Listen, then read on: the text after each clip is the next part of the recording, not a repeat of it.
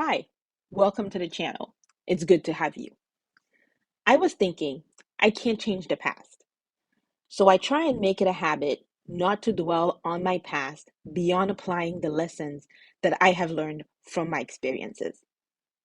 However, I am always willing to make an exception in cases when rehashing my mistakes might give somebody else the chance to take a different path. With that said, I have made the decision to create a list of the 10 most important pieces of advice I would give my 21-year-old self if I could go back in time. Number one, open a Roth IRA. Unless I drop my hours to part time, I will likely never be in such a low tax bracket again. By not having a Roth IRA, that means I missed out on the opportunity to lock in returns at a very low tax rate for many, many years to come. That was mostly due to ignorance because I did not know that contributions could be withdrawn in an emergency. And at the time, I was mostly focused on building up my emergency fund. Instead, to achieve that goal, I purchased regular certificates of deposit that were taxed.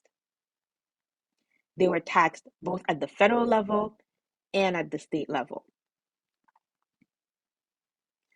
Number two, max out your 401k. I always invested in a 401k. I made sure to invest up to the match. At my first employer, the match was dollar for dollar up to the first 6% of your salary. However, I never invested above and beyond that.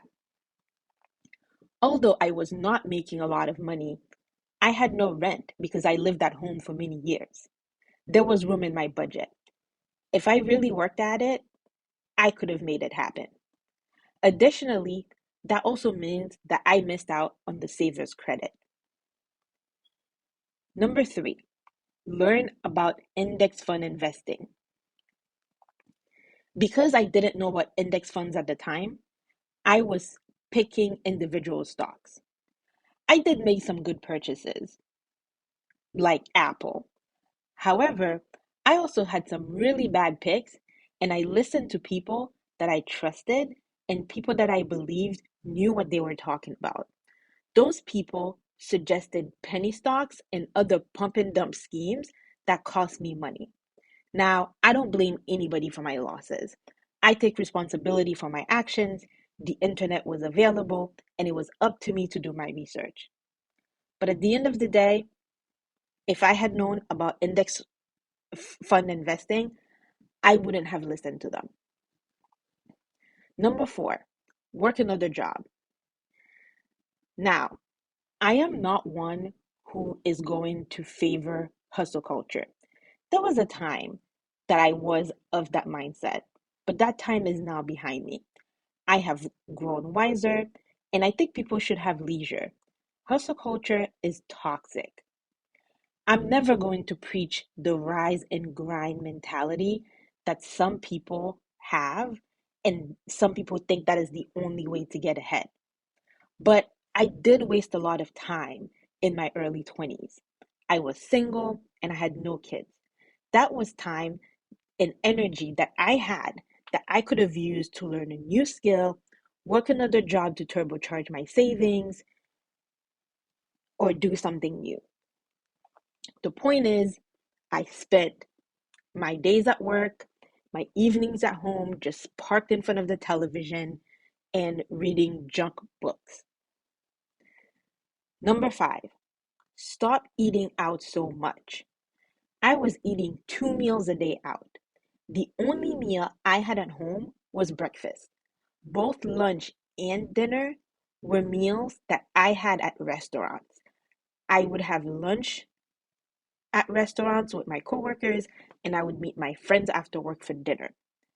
That cost me a lot of money, and I don't even dare to go back and think about what my net worth would look like today if I had cut that spending in just half. Number six, take smart risks. Smart being the key word here. There are all kinds of risks that you can take. There's the YOLO mentality out there because some people have cashed in on it. There's a lot of survivor bias, but I am thinking well informed, calculated risks. No 21-year-old needs bonds in their retirement portfolio. At least that is my opinion. If I was a little bit more open to risk in my early 20s, I would have invested more heavily in equities. Number 7, tap into all of your employer's benefits. In my case, I didn't look into tuition reimbursement right away. I waited years before I considered going back to school. And by the time I started looking into it, they had started to scale it back so much that at the end of my career with that particular employer, it was nothing but a shell of its former self. When I started working for my employer in 2008, the tuition reimbursement was unlimited as long as the degree was work related. In 2009, they cut it down to $15,000 per year. In 2010 through 2013, which is the year that I left, it was capped at $10,000. I could have gotten much more of my graduate school education paid for, if not all of it, if only I had decided to take advantage of the much more generous offer that they had at the beginning of my career with them. Number 8, do not reduce your credit limit. Bank of America was gradually increasing my limit because I was starting to demonstrate really good money management skills and I was showing very responsible usage of my credit card. However, family and friends who did not know how credit cards work, who might have been really well intentioned themselves because they had gotten burned and wanted to protect me, told me that that was a bad move, that I should not have access to that much credit, not at my age. One day I woke up and when I checked my account, I had a $14,000 limit. I was not even 1 year out of college yet. I was in such a panic. I called customer service and I requested that my limit be lowered to $5,000. That means I missed my chance to boost my credit score by having a really low utilization rate. I am sure the person who took my call was wondering what in the world was wrong with me. On the other hand, now that I know how credit works and I know how my score works, I make sure I call every year to get credit line increases from all of my card issuers. Number 9, you do not need a financial advisor. After going into a Bank of America branch, I signed up for Merrill Edge Advisor Program because Merrill Edge is owned by Bank of America. I had an IRA from a previous employer that I had rolled over. Well, guess what? I was being charged 85 basis points for a management that was not yielding very good results. Despite charging me almost 1% in fees, they were underperforming the market. Better late than never, I guess, because I did eventually figure out it was a bad deal, but not before they got a lot of my money and set me back in performance. Number 10, do not compare yourself to other people. Your paths are different. And most importantly, you have limited information about those people's lives. Not only are you on a different journey, but some people are living a certain lifestyle that you might not want to live. A lot of people are financing their lives with really high interest rate debt.